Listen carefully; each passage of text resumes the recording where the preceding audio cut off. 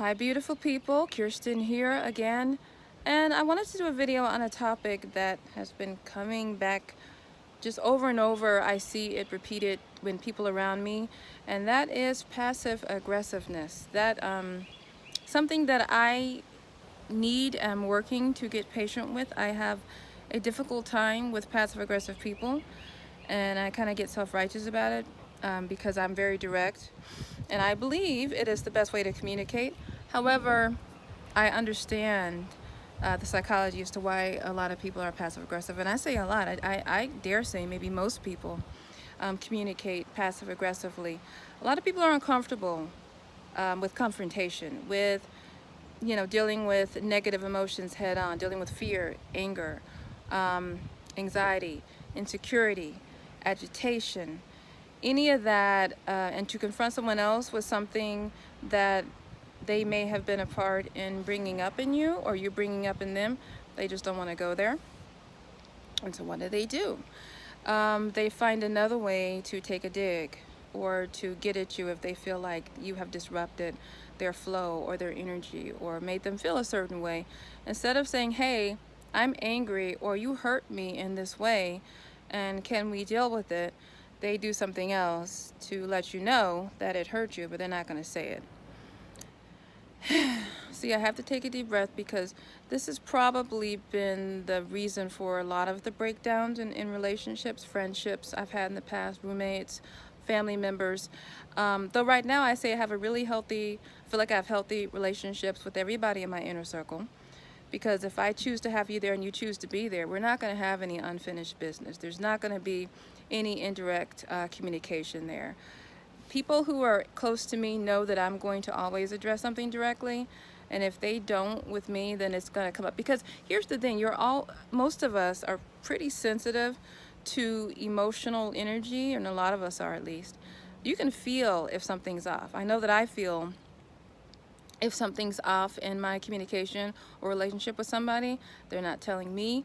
I could ask them directly. Everything's fine, they say, but I still feel that there's a tension. There is an off energy, that there's not the usual ease and comfort that I would be used to in the relationship. And then of course, it's built up, it's inside, it comes out in another way. Or it comes out directly, but after weeks and weeks, or even maybe years, there's a bee. Okay. Did it go? Okay. Comes out after weeks and even maybe years. I've had relationships where they've kept things to themselves for years, and then it came out later that it was a huge issue for them. So one of the reasons I'm doing this video, hopefully the wind is not a barrier. I love being outside. Anyway, one of the reasons I want to do this video on passive aggressive communication is that I really do think that is the cause of the breakdown of a lot of relationships, of a lot of friendship, a lot of work situations. That really any relationship, any interpersonal interaction with somebody, if there's some kind of passive aggressive management of it, then things are going to go off the rails because you feel something's wrong. Someone acts as if something's wrong, but they're not saying what's wrong. Maybe they don't even know exactly what they're feeling.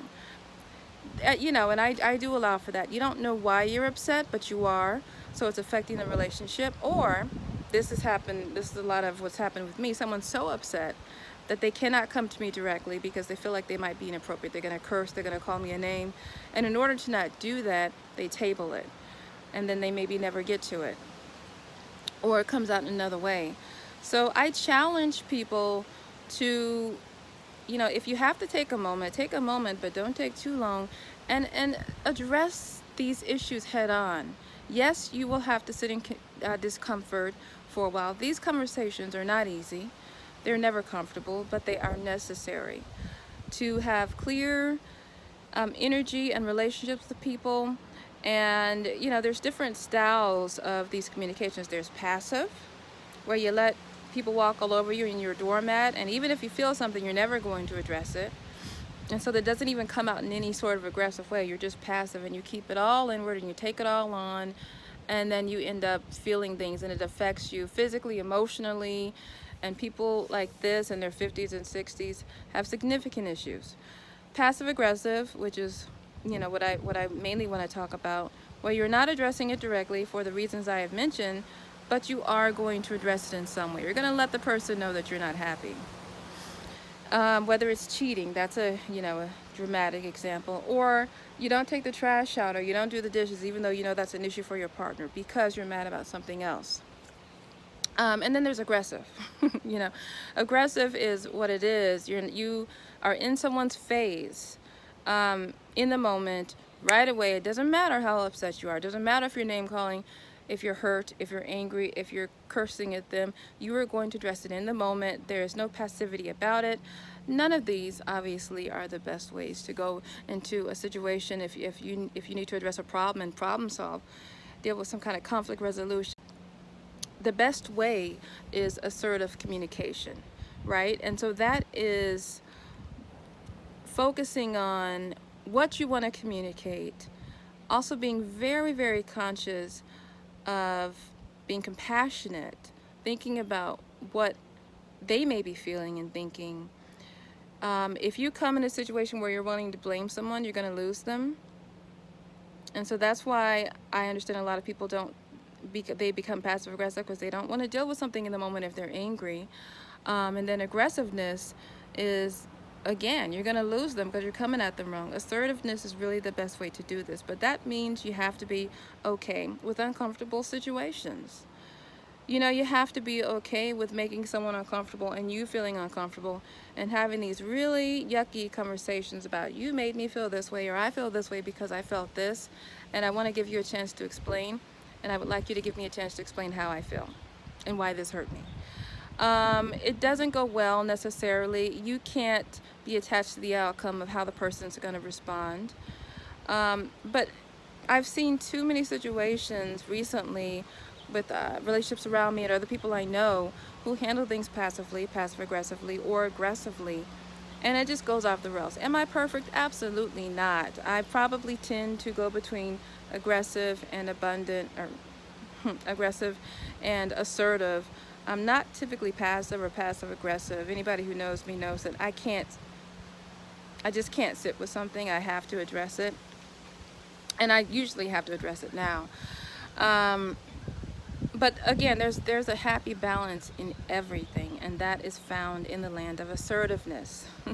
Not aggressiveness, not passive-aggressive, not passiveness. So I just, again, would like to challenge people to allow yourself to be uncomfortable in these relationships. Hopefully you feel emotionally safe enough to go there, and if you don't feel emotionally safe enough, is that a relationship you need to be in?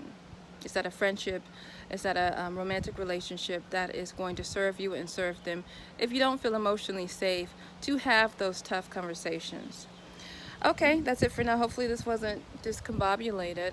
But again, I love being outdoors. Get the sunlight, get the fresh air. It's good for us right now while we're social distancing to, be more connected to nature, which means you're more connected to God.